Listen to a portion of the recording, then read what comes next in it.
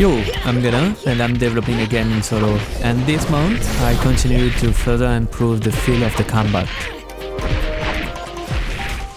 In the last recap, I mentioned that I was still not completely satisfied with the VFX results. They lacked definition and style, and I explained that my quest to learn FX in Unreal was still going.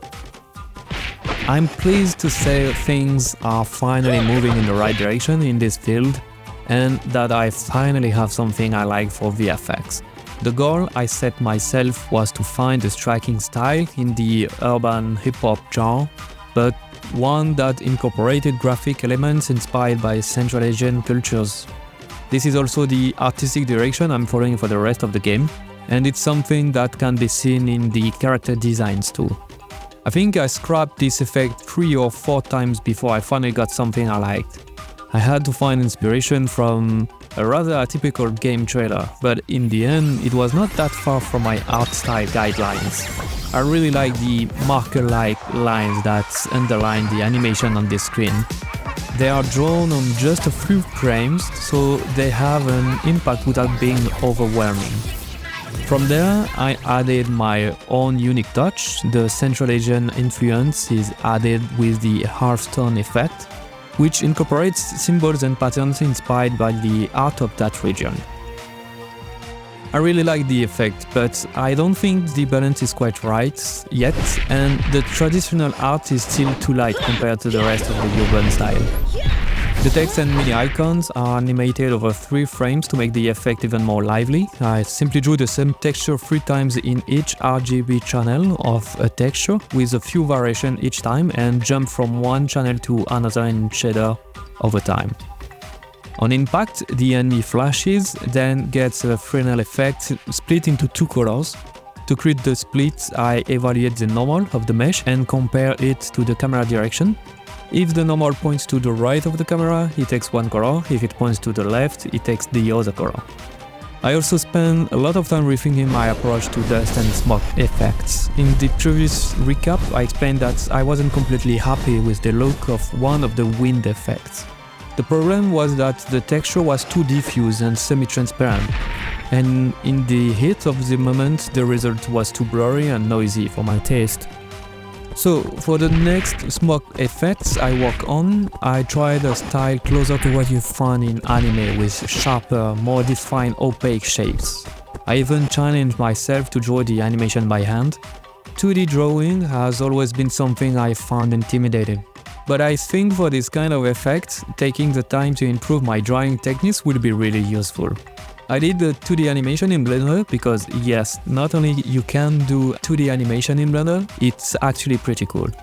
Since it's a 3D software, it offers a lot of cool tools like working strokes as if it were 3D curves, as well as having access to sculpting tools. Drawing smoke in 2D style becomes easier when you visualize it in circular shapes that grow in size over time.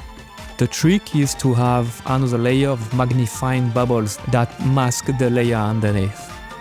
Using this method, I am able to get a decent result without spending too much time.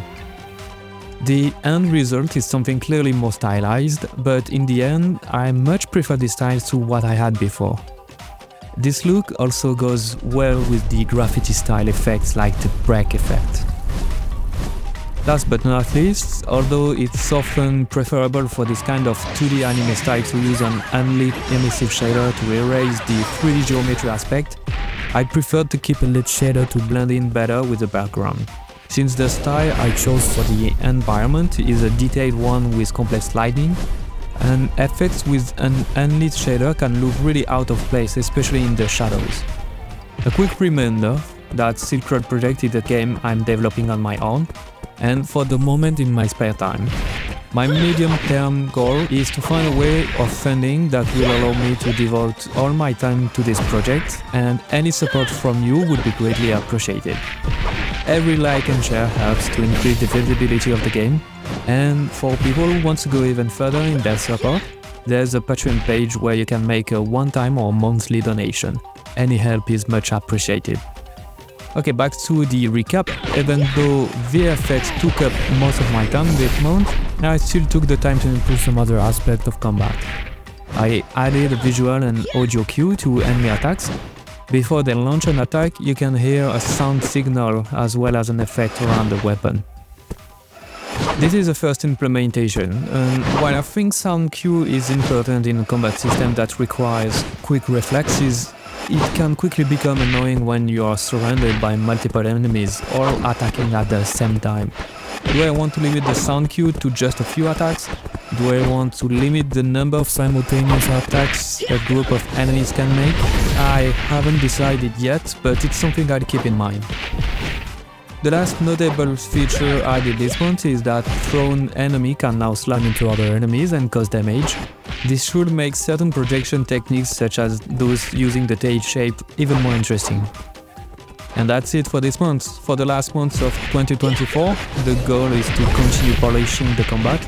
I've still got a few spirit moves that don't yet have their effects, and I've still got some skills to implement, such as charged spirit rushes that will have different properties depending on the spirit's current form.